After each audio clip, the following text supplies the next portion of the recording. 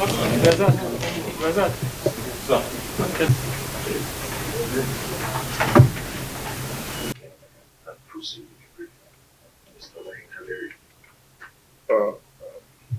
afternoon, and I'm sorry for keeping you waiting for like 30 minutes.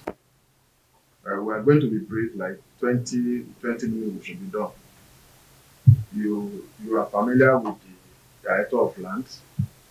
You are also familiar with the SSA on lands to the Minister.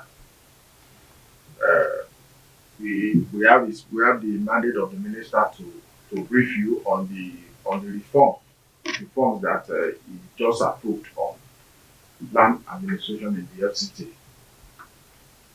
Briefly, like three areas, saying that allottees must now develop their land within 2 years.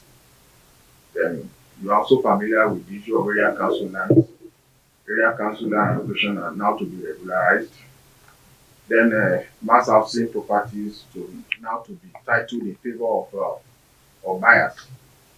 So these reforms, the reform will become operational from April 21, 2025, cover specific areas like conditions of grant of statutory right of occupancy, content of statutory right of occupancy bill, content of letter of acceptance with stroke refusal of offer of grant of right of occupancy. We have come to brief all of us is to intimate you of the latest reforms in the land administration in the Federal Capital Territory. Essentially touching on 3 key areas. One is the terms and conditions of grant of land in the FCT has been reviewed. This is actually the first time we are having such a major review.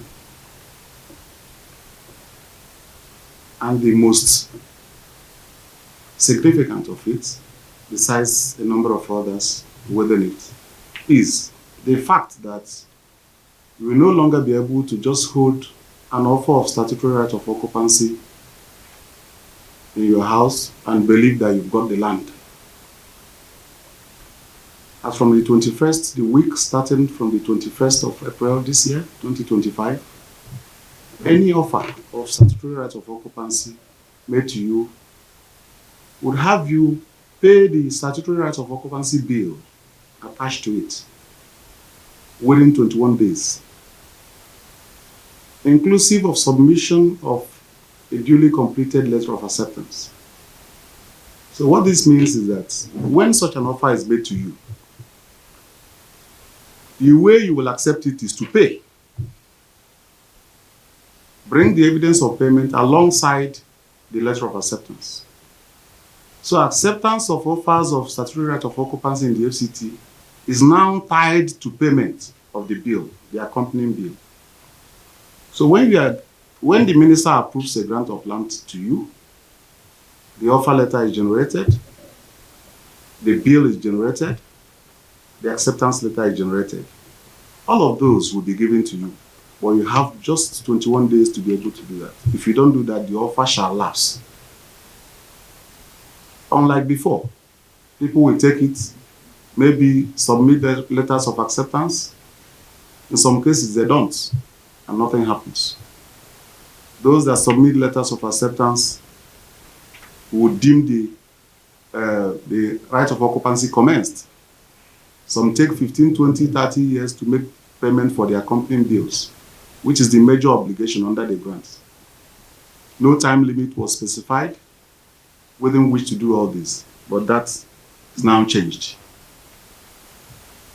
A time limit has been provided, and is an offer. Of course, contract is both ways.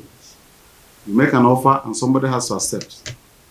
And what the minister has said now is that the way you will show us that you have accepted the right of occupancy is that you make the payments.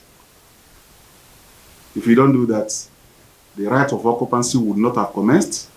There will be no contract between the two parties. And the offer, once the offer lapses, it becomes available for allocation to anybody.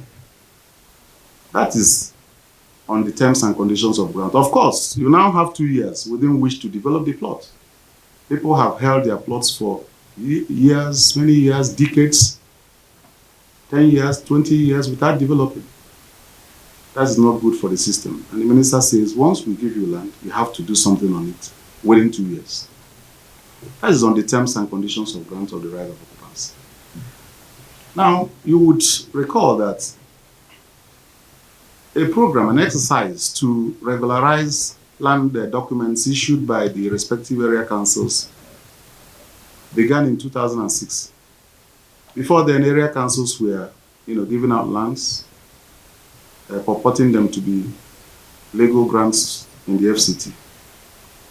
But that is not to be, because the law doesn't allow any area council to give any land anywhere in the Federal Capital Territory. All lands comprised in the Federal Capital Territory are urban lands.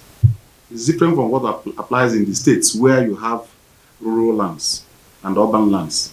Urban lands being the ones controlled by the governor, and then the rural lands being controlled by the local government chairman. But in the case of Abuja, it's a completely different ballgame. Every land in the FCT is under the control and superintendence of the Minister of FCT. So, but to give you the human face, the minister said, okay, bring those papers, bring the layouts, bring everything associated with them. We will regularize them to statutory titles. Of course, we didn't make any progress between 2006 to now. That's about 19 years. Just about 3.2% of such documents were looked at.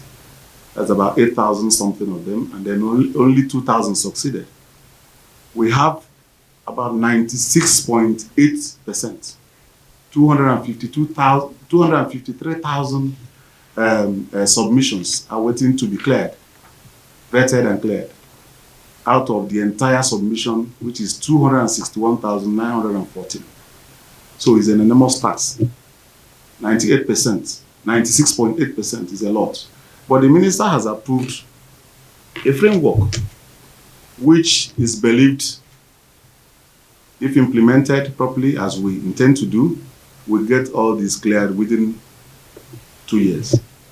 So the holders of the documents, the area council land documents, will soon begin to smile, because the papers they've been holding, which they don't know if it's valid or not, if it will succeed or not, they would soon begin to see results.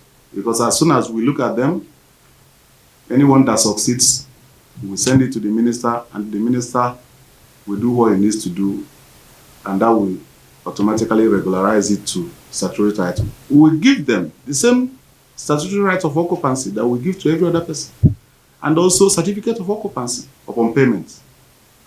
So that will be beginning in the week starting on the 21st of April.